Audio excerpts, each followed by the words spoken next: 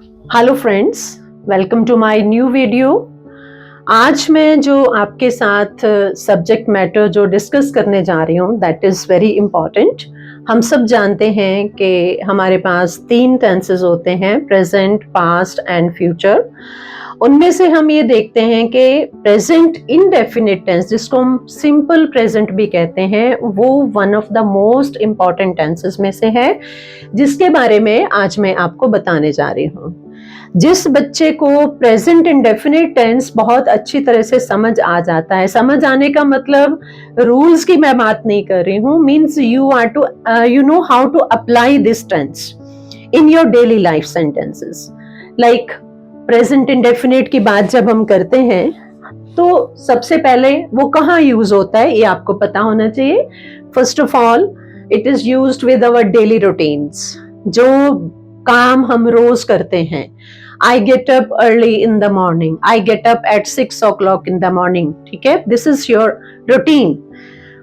Then जो facts होते हैं, water boils at 100 degree centigrade, these are the facts.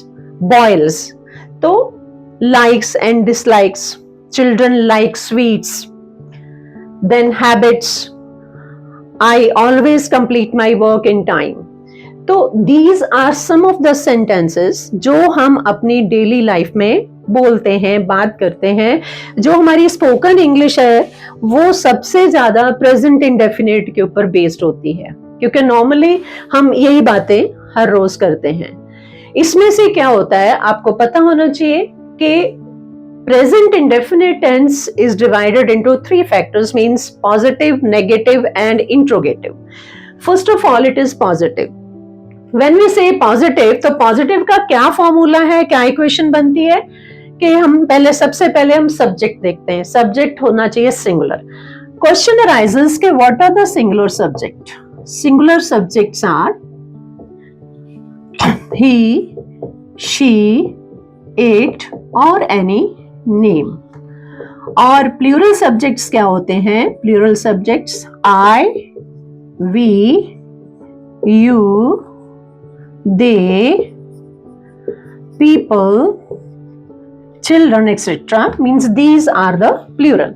तो when we write here subject singular की बात हम करते हैं तो verb की फर्स्ट फॉर्म के साथ s और es लगाया जाता है और साथ में ऑब्जेक्ट लगता है।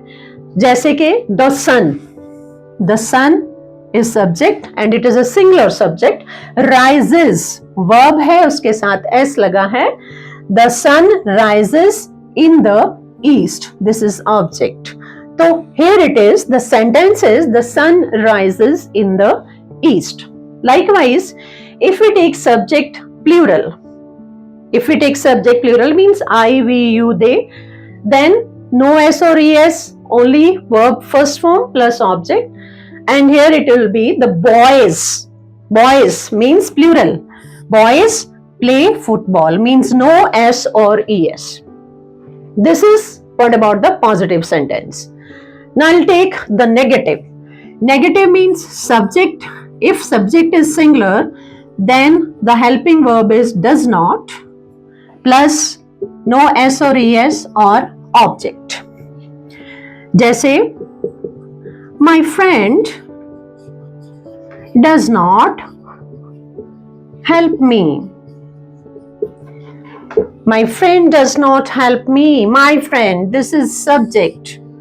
Singular subject, does not, helping verb, help me.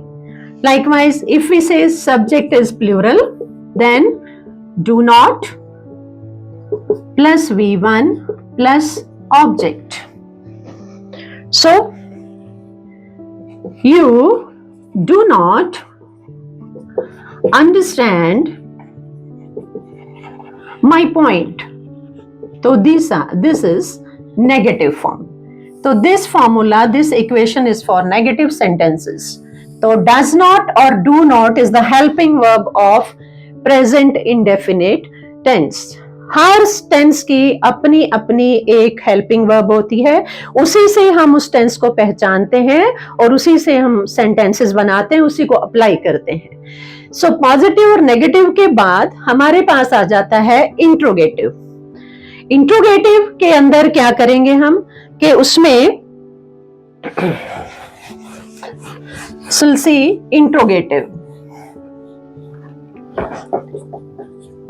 yes, some may be saying interrogative, but I always say interrogative.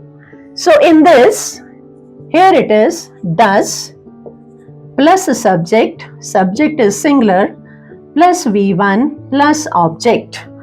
does जो है सबसे पहले लगेगा, जैसे does he complete his work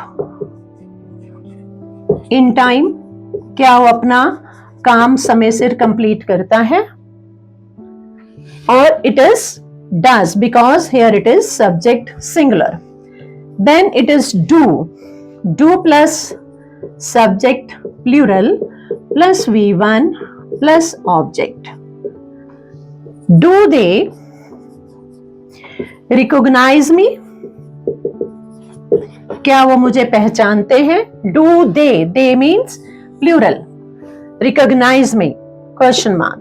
So these are the three types of sentences: positive sentence, negative sentence and interrogative sentence, where we use the different formation.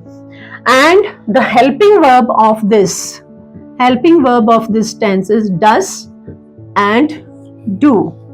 While using this tense, we are to take care of where we are to use s or es, where to use do or does. जो भी हम बात करते हैं, भले वो positive में है, नेगेटिव में है, इंट्रोगेटिव में है, उसमें आपको एक चीज याद रखनी है कि you are to go according to the rules, ठीक है। और ये बहुत इजी टेंस है, इसमें आप ऑलवेज यूज कर सकते हो। जो इसके सिग्नल्स क्या हैं, हमेशा, वो हमेशा सच बोलता है, मैं आमतौर पे सैर करने जाता हूं, I usually go out for a walk, ठीक है। उसके बाद ऑलवेज आ गया, यूजुअली आ गया, डेली आ गया, एवरी डे, एवरी ईयर.